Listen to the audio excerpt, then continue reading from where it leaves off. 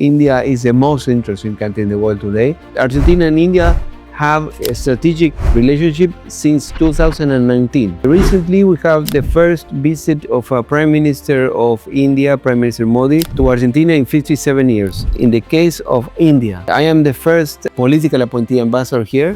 Argentina is a country that has supported India immediately after terrorist attack in April 22, Pahalam in Kashmir. Here you have endless opportunities. This country is much bigger than its geography. Indian rates are very high, Indian tariffs are very high. Sometimes it's even difficult for us to cover. We are now #1 provider in terms of soybean oil, sunflower oil to India. There is an offer of Argentina. Welcome to the special episode of the podcast at Great Lakes Institute of Management. And today we are very honored with the presence of His Excellency, Mr. Mariano Agustín Caucino, the ambassador of Argentina to India, who has visited the Great Lakes campus as the chief guest for the Model G20 Summit. Ambassador Caucino has had a very distinguished career in diplomacy, and his insights in diplomacy, trade, geopolitics, as well as cross-continental relationships have been very invaluable, and comes at a time when the world is seeing these geopolitical shifts. And not just that, but also the economic shifts that we are seeing. In this conversation, we'll explore the evolving partnership between India and Argentina and how this association has evolved over the last couple of years, and we are seeing this association evolve even stronger. With that, I welcome Ambassador Caucino to this podcast. What are your initial remarks as you visited the Great Lakes Chennai campus? Well, thank you very much for this invitation. It is a great pleasure to be here in Chennai, in your campus. And my special congratulations for all you have been developing in the last 20 years. You have great students here. We had a beautiful conversation with them. And we are very happy to be here to be able to talk about the bilateral relations and the world's affairs. So India and Argentina are now in the 76th year of its diplomatic ties. What, in your view, have been the defining milestones between the two countries, and how do you see it shape up in the next couple of years as our relationship? Well, Argentina has been one of the first countries, I think among the first in the case of Latin American countries, to establish an embassy here in India in 1950. Then we enjoyed very great relationship between the two countries. We have our first president to come to India was in 1961, President from DC. Then a number of Argentine governments, heads of states and heads of government came to India. And recently we have the first visit of a Prime Minister of India, Prime Minister Modi, to Argentina in 57 years. Prime Minister Modi was in Buenos Aires in early July, hosted by President Milei. And it was a very important visit, a very good conversation between the two leaders. And I think it's a milestone in a relationship that has become strategic. You know that Argentina and India have a strategic relationship since 2019.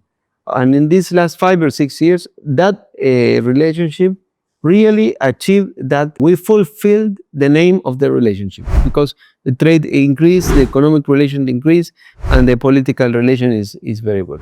As you talked about the recent visit of the Prime Minister of India to your country, and you had these bilateral talks being initiated in terms of taking that forward in various sectors, what are the one or two avenues that you see was focused on in this meeting, and the people of both the countries can look forward to? Well, the economies of the two countries are very complementary. Normally, India's economies and Latin American economies enjoy a great degree of complementarity, and that's the case of Argentina.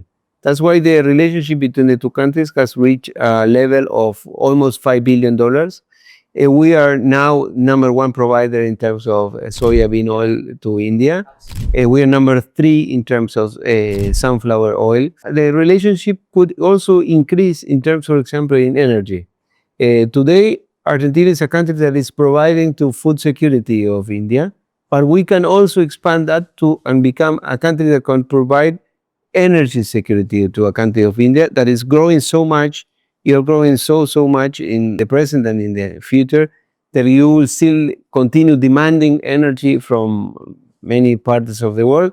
And as the Indian government is trying to diversify its provisions of energy, which I think is wise, is correct, Argentina can become one of. Yeah.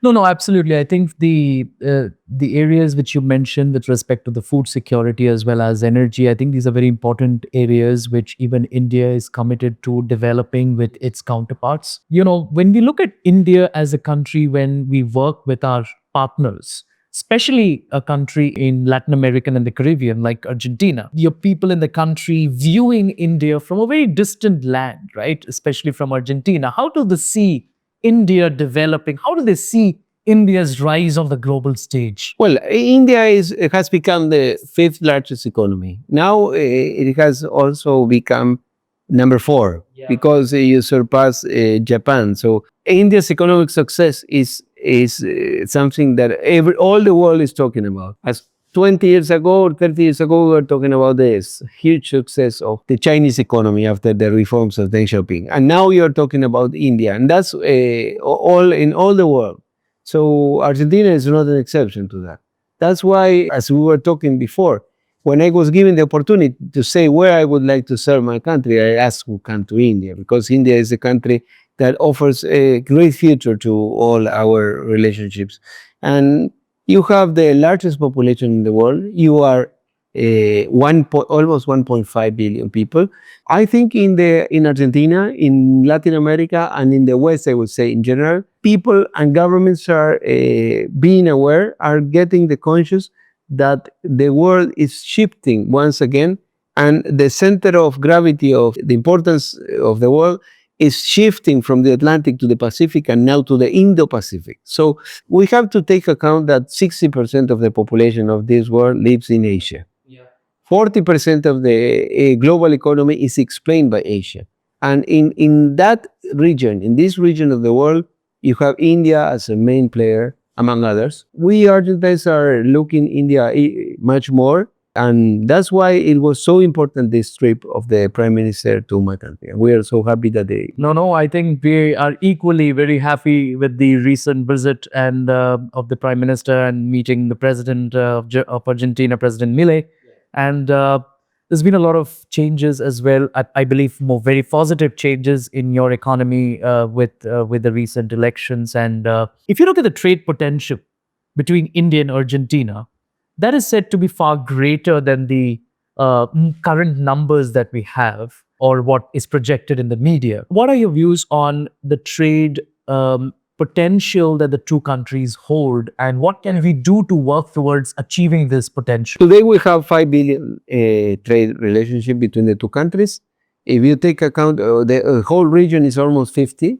The idea that the Indian government has talked and among our countries is to reach 100 billion trade between the regions. And in that case, Argentina, of course, I think we can go from 5 maybe to 10 billion. In order to get that, I think there are two things it should be achieved. One is the possibility of Argentina providing more agricultural products.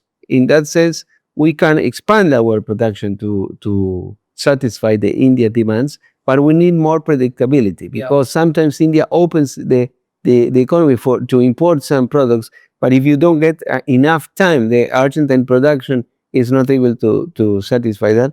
That the same happens to other countries. And the other thing is that, as you know, Indian rates are very high. No, Indian tariffs are very high in many fields of the economy in order to protect your domestic production. But at the same time, there is some demand of consumers to open more the economy. I think that's a debate in government opinion and in any major country. And in order to provide more competitivity to the people and to the consumers, if you open more the economies, in that case, we could provide more. And then you have energy. We were talking again. That was very important, the visit that we had 2 times in September 2024, in January this year, of the chairman of the YPF, which is the largest oil and gas company of Argentina, Horacio Marin. That's very important because there is an offer of Argentina providing LNG to India. And in that case, Argentina could be not only a provider of food security, a provider of energy, as we were talking before. So that could expand the reach. Then you have very important investments of Indian companies in lithium, in the mining sector. They are working very good in the province of Catamarca. It's a state in the north of Argentina. The governor of Catamarca was here, Raúl Jalil. And also, you are trying to expand this to other states, other provinces in Argentina, for example, Salta, Jujuy, provinces in the north that are part of the so-called lithium triangle. No, I think if you look at, India and Argentina's participation as well in G20, there's a lot of expectations, from both the sides. My question to you is, how can emerging, or I would say the developing economies like India or Brazil, Argentina, when countries like these can coordinate more effectively to influence the global decision making? Now, what we are seeing around us is, I would say, contributing to a new world order, right? Well, the world order is always changing. No, we were talking with the students about this. In some way, the world that we imagined 30 years ago with the end of the Cold War has been achieved, and in some ways, no. Let's say, in the positive way, we have to recognize that in many parts of the world there is democracy. Many parts of the world today, the economies are open. Many parts of the world, the economies are thriving. Many parts of the world, poverty is being left behind. For example, in India, you still have a lot of people under the line of poverty, but at the same time, you have a great success in Technology. well, and having a new middle class. Hundreds of millions of people today in the middle class here in India, in China, in many countries of Asia. So the world today, in that sense, is much better than 30, 40, or 50 years ago because the promises of the open economies have been fulfilled. Not to the extent that we would like, but the economy has improved. But at the same time, we have problems. At the same time, the world is in a stage today in which there are degrees of unpredictability, there are a great power competition, and in some way, there is the impossibility of addressing some global issues. But that's why we have to insist in the participation on platform as G20, in which not only the G7 and the developed countries are represented, but also the developing countries. So we think that the G20 is very, very important in the world today. And we were able to work with you in the Indian presidency, and we are going to work together. Let me tell you something else specifically. Argentina is a country that has supported India immediately after when you had this terrorist attack in April 22, Pahalam in Kashmir. Because we know what terrorism is. We know what the dramatic situation of that happens. So in that field, it's an example of we can work together. Yeah. In fact, if we were to look at BRICS as well, to my understanding, Argentina was also invited to join BRICS in 2024, but chose not to, participate within the new administration. So how do you see Argentina contributing in discussions, with groupings like BRICS, while also contributing in G20 forums? Well, Argentina decided to deepen its relationship with some of the countries of those groups in the bilateral relation. For example, in the case of India, I am the first political appointee ambassador here.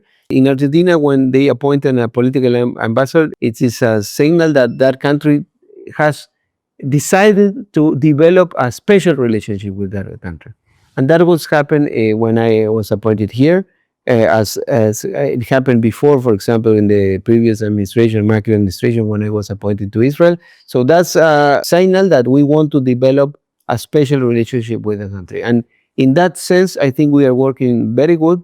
And we observe, as we were saying, the G20 as a a representative platform. We don't observe other groups sometimes that tend to deepen and not to escape of the geopolitical shifts that we think that we are not able to manage or to solve or to participate. Interesting, when we look at young people, especially in both the countries, right, they're very entrepreneurial, very socially active. I mean, today's digital era, I think, who is not very active, right? So, my question to you is, what would be your message to these youth watching this episode for them to be able to contribute towards, for their country to achieve the developed status, especially for India's sake? Well, in the case of India, you have a very young population. The middle age here in this country is very young. You have demographically, India is a country that has a great future because it's going to continue growing its population. I think India was able to transform a problem into an asset because the large population in the early stage of the Indian independent life was a problem, or it was at least it was observed as a problem. Now it is an asset. Today in the world, large populations are observed as one of the most important things that a country has to continue developing. No, and some countries that have declining population are facing the opposite scenario. So I think the young people of India are, of course, it is obvious that it's the future of India.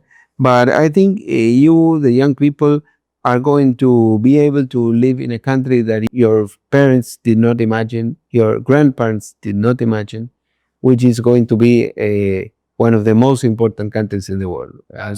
And I think you are ready, but you are going to be in the year 2047, when you are going to be 100 years of independence life. If the government of India achieves its objective of becoming a developed country by the year 2047, if you are not able to achieve all the goals, because sometimes countries say we want to this, and some realities, maybe you can do better than you expected in some way and worse in other. But the importance is the tendency of the country. So in that sense, I think India is the most interesting country in the world today, and the young people are going to be able to live in a country that you didn't imagine before. But in order to get that, you will have to open more the economy.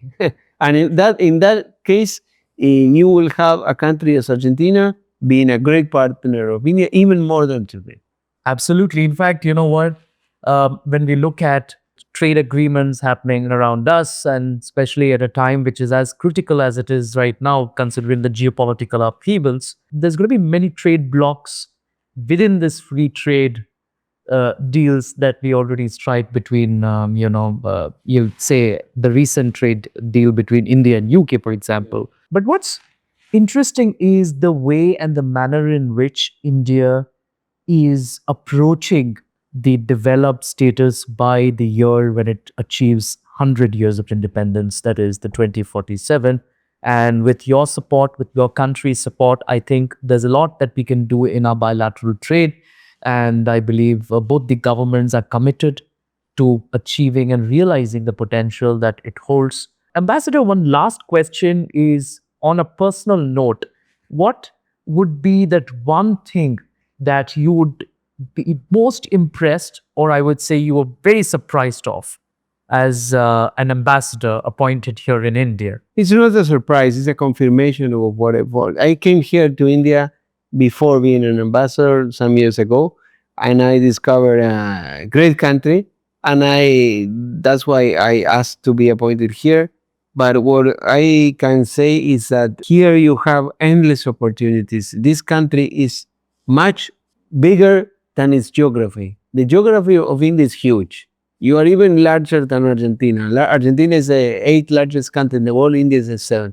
But in terms of population, it's so big. Of diversity, is so big that it is a country that you open one door and you find a new world. And you go to one city, to one state, and you find new realities. Sometimes it's even difficult for us to cover. For example, I will tell you, I am here in India. I travel once a week, more or less, in average, I go to 3 or 4 states a month. I'm traveling 2 days a week out of Delhi because Delhi is huge. But if you stay only in Delhi, you don't know the rest of the country. So it is a fascinating time to be ambassador in India. So I'm very grateful to my government to appoint me here. I think the two countries can work together for the good benefit of both countries, both nations, both peoples. I think the best is yet to come.